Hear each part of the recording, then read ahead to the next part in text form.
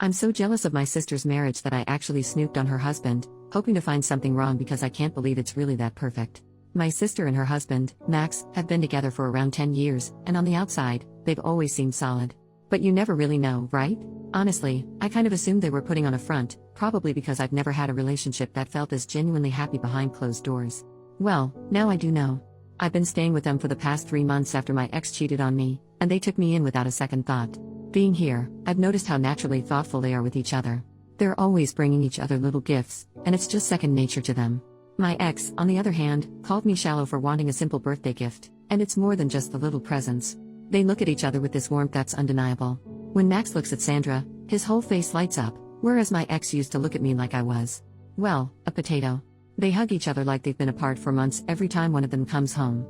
My ex? He'd just tell me to leave him the FCK alone to effing relax whenever he got home. They support each other's hobbies and friends as well. Max encourages Sandra to spend time with her friends, while my ex would complain endlessly about mine and even said my hobbies were a waste of time.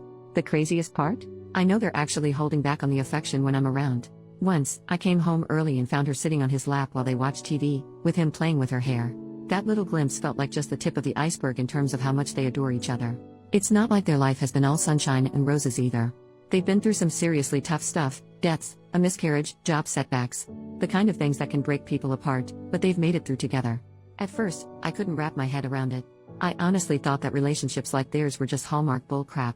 I convinced myself that everyone's relationship eventually turns into a daily grind once the honeymoon phase is over. So, I snooped on Max's phone. I just couldn't believe that he could really be this great. But all I found were totally normal messages. Even with his female friends, everything was just friendly. He talked about Sandra a lot, even mentioned how much he loves her. I felt so guilty afterward that I confessed. Surprisingly, they forgave me. Sandra even took me out for the day, just the two of us, and shared that she'd been in some terrible relationships herself before she met Max. She said those experiences helped her recognize red flags so that when Max came along, she was ready to appreciate someone healthy and genuinely good for her. She's also gone to therapy for a long time, and she says it helped her learn how to make healthy relationship choices and be a good partner herself. They even offered to cover the cost for me to start therapy, since my insurance isn't great.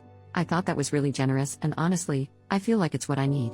I just want to find something close to what they have. The silver lining here? Now that I know relationships like this really exist, I don't think I'll ever settle for anyone who treats me like my ex did again. Update over 1 year later. Hi. I'm the psycho who snooped in my brother-in-law's messages just because I thought it was impossible for men to be great to their partners. A lot has happened over the last year or so and I'm not sure exactly where to start, so I'm going to use a list format and just write stuff in whatever order it comes to mind. 1. I started therapy very soon after my post. My first therapist wasn't great, so my sister Sandra encouraged me to find another, and my second one was awesome. I'm still seeing him once every 2 weeks. He's helped me a lot with healing from the trauma of my last relationships and also learning how to relate to others in a more healthy way in every part of my life. He also really helped me learn how to manage bitterness and jealousy, finding the underlying causes and working on those. 2. I moved out of my sister and brother-in-law's house after a couple months. 3. It turns out that my sister and brother-in-law were secretly very livid about the snooping, but they appreciated that I'd confessed on my own and decided to be kind and help me.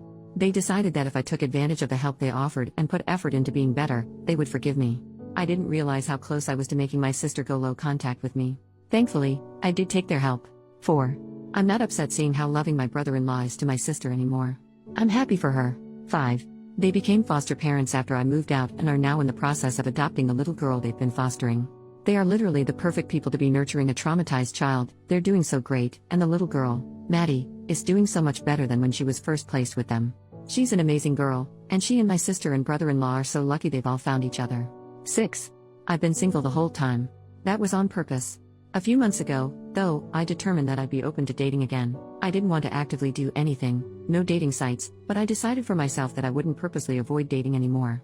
And finally, a week ago, a guy I became friends with at an animal shelter I started volunteering at about 6 months ago asked me out. I said yes. Our first date was great. He's very kind. He's the guy you go to if you need to calm down a traumatized, terrified animal. He cleans diarrhea-coated animal carriers without any complaint. My sister approves of him. He's very funny too. So that's the update.